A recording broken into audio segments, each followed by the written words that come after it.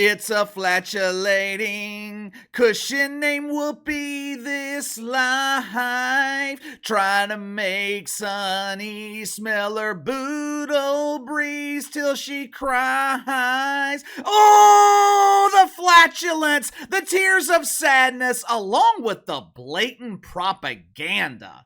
It was once again prevalent this morning on The View. My beautiful yentas. The Radiant Sun hosting. She earned her propaganda paycheck this morning. The great pretender, Alyssa Farah Griffin. She was primed and pretentious, coming up with fairy tales so unbelievable, the lonely women in this audience didn't believe it. And the whoopee cushion. The whoopee cushion. You know, those 3-day weekends are working wonders for the provider of toxic gas. Lately, it seems like every Monday morning, the whoopee cushion, she comes in ready and willing to produce toxic wind. My inside sources, they are telling me that the wind from the boodle breeze was so strong this morning, it blew the weaves off the heads of the lonely women who were sitting in the front row. Producers, they could not cut to live shots of the audience. They didn't want to frighten viewers at home with the visual of bald, lonely women. My sources, they're also telling me that executives at MSNBC, they've been trying to contact these women to offer them jobs. I mean, as you guys know, MSNBC, they are the proud home of women who have been given the dual diagnosis of stage 4 OMB, Orange Man Bad, and alopecia. As expected, the yentas, they gave their unrequested reactions this morning to John Biden dropping out of the race and the very strong possibility that Kamala Harris, she's going to be given the unenviable task of finishing the job and losing to Donald Trump. But during these unrequested reactions, the whoopee cushion, she ventured a bit off script and she delivered a passionate lecture on the dangers of ageism. If you haven't already, make sure to like and subscribe. You can follow me on Twitter at KC_BTL84. Now, if I were to ask you to give me the reason that John Biden was essentially forced to step aside out of the plethora of reasons available, which reason would you give me? I'm sure some of you guys would say he was asked to step aside because he had no chance of beating the Trumper. That's true. That's true. Although I'm not entirely sure that's the main reason that John Biden was given the boot and the boodle. I mean, it looks like they are going to replace Johnny with Kamala Harris, the only politician in the country that is less liked than John Biden. Believe it or not, there are parishioners at Woke United Methodist who like Kamala Harris less than they like Donald Trump. Now, others would say that Johnny B was forced out because he wasn't capable of starting the campaign, much less seeing it through. All kidding aside, it really is in the best interest of Joe Biden to just move on. They couldn't put this guy through another debate. They can't continue putting him in front of world leaders. He thinks Vlad Putin is the president of Ukraine. He wants Milli Vanilli to sing the national anthem without the assistance of a backup track. John Biden wasn't making good decisions when he was lucid. How can we expect him to make good decisions now when the man thinks pretend Dr. Jill is his husband?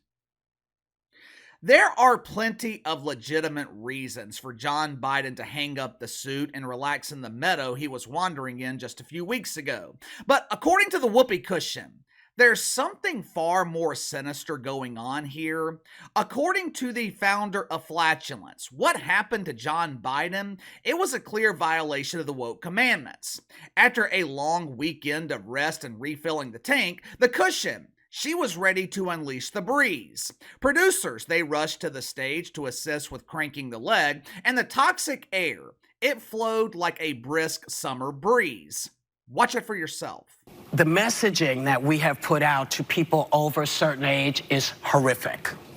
We have basically said, hey, you know what? We kind of think if you're over a certain age, you don't really have what it takes to do the job that you're doing. That's the messaging that we've put out. So I'm bored by hearing that. It is saying to people of a certain age, because that's what the messaging has been. You're old, you're doddering, you're... Yeah. It really pissed me off. Not because I'm as close But because I felt it was disrespectful. Yes. Well, I felt it was disrespectful. Now I want us to spend the next 3 weeks talking about how old and demented Donald Trump is. Yeah. What messaging? What messaging is she talking about? Once again, the Queen Yenta, she doesn't provide a single example of someone pushing John Biden aside due to his age. Look. I realize this is a sensitive issue for Whoopi Goldberg. If we are going by the standards that were set last year by Don Lemon, the Whoopi cushion, she has been past her prime for decades. But there's a huge difference between Whoopi Goldberg and John Biden. Most of the time, I might not agree with Whoopi Goldberg, but at least I understand what she's saying. She doesn't have trouble walking to her chair on The View. She doesn't have trouble reading the teleprompter. Remember a few weeks ago, John Biden was trying to read the teleprompter and he read the instructions by mistake?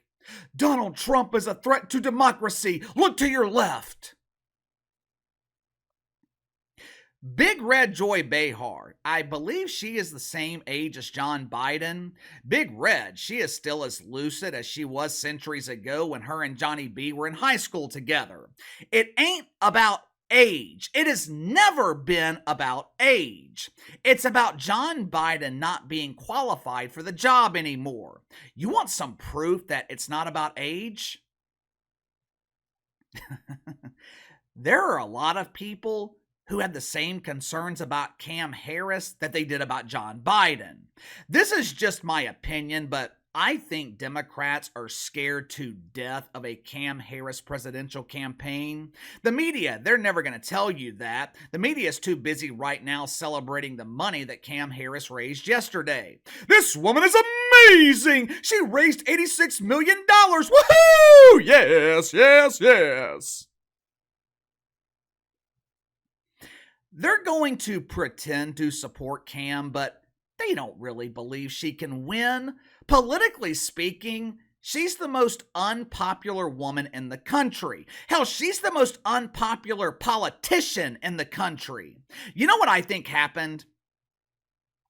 I have no proof of any of this. This is just speculation. It's just my personal theory. We all know that Cam Harris was given the job of pretend vice president because she checked plenty of woke boxes. I don't think she was ever expected to be in the position to actually run for president. I think the original plan was for John Biden to step aside and have Michelle Obama take his place. I seem to remember during the campaign in 2020, John Biden stating that he only intended to serve one term. Back then, the only thing they cared about was getting Donald Trump out of the White House. They needed an experienced candidate, and the only one they had was Johnny B. Biden.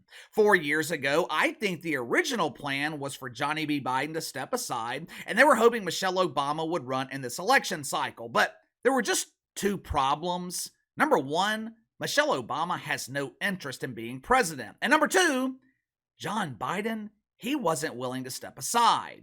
Once they figured out that Johnny B. Biden wasn't going anywhere, they went all in with him.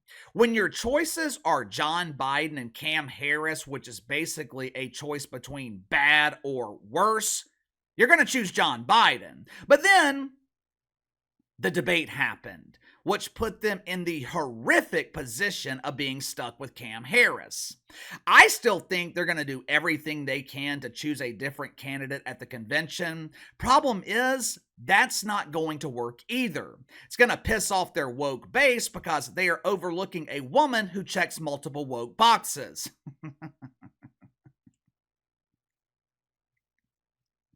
Anyway, the propaganda of the whoopee cushion. It was bad enough this morning, but in her defense, at least Whoopi Goldberg actually believes what she said this morning. I don't agree with it, but I do think the whoopee cushion actually feels that way about age. Normally, Whoopi Goldberg is the prime polisher on The View. She is normally responsible for polishing the turd, but earlier this morning, She was completely out-polished by Alyssa Farah Griffin. The Great Pretender put on one hell of a performance this morning. She was pretending to be excited about the possibility of a Cam Harris presidency. I can relate to Cam. She's a woman just like me. Girl power, yippee!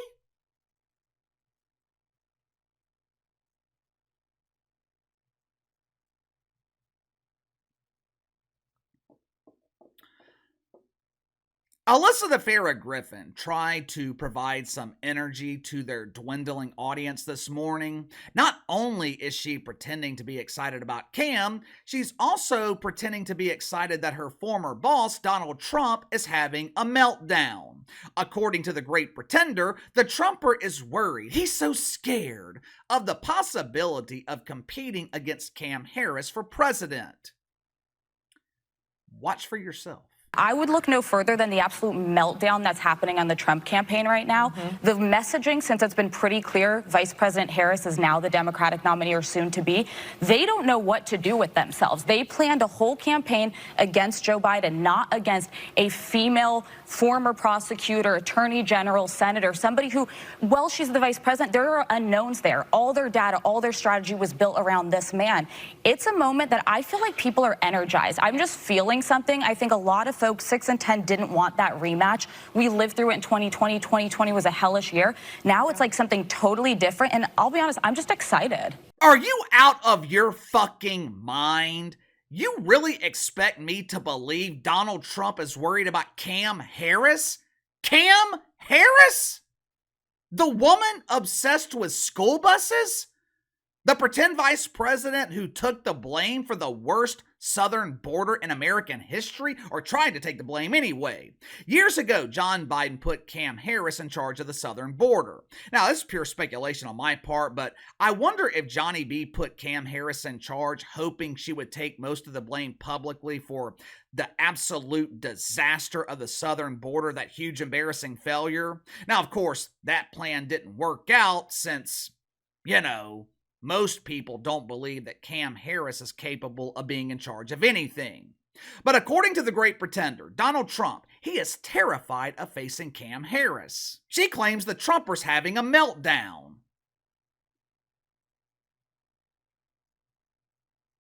Have you seen the recent polls? When it was announced that John Biden was stepping down and Cam Harris was potentially taking his place, the Trumper's poll numbers, they went up. There's no need for a shift in strategy. There's no need for a change in focus. The strategy that Trump was using for John Biden, it can be used with Cam Harris. You're just swapping out one huge embarrassing failure for another. But KC, Cam Harris is a minority woman. They're going to accuse Trump of racism and misogyny. Yeah, there's not a doubt in my mind that the media will inject those two great myths into this campaign. And if this were 2020, it would probably work. It's not. I don't think turning Cam Harris into the ultimate victim, I don't think that's going to work, especially after there was an assassination attempt on Donald Trump. In order to win this election, Cam Harris might have to do something that I don't know if she's ever done before. Cam Harris might have to earn this job based on merit. Is she capable of doing that? You tell me. Also, give me your thoughts on the Yentas. Whoopi Goldberg complains about age when age had absolutely nothing to do with the criticism of John Biden. Alyssa Farah Griffin claims that Donald Trump's having a complete meltdown over the possibility of facing Cam Harris. Who is afraid of Cam Harris? Sound off in the comments below. Like, subscribe, share the video. Appreciate your support. Best way to contact me is by email at btlkc84@gmail.com, and I'll see you guys tomorrow.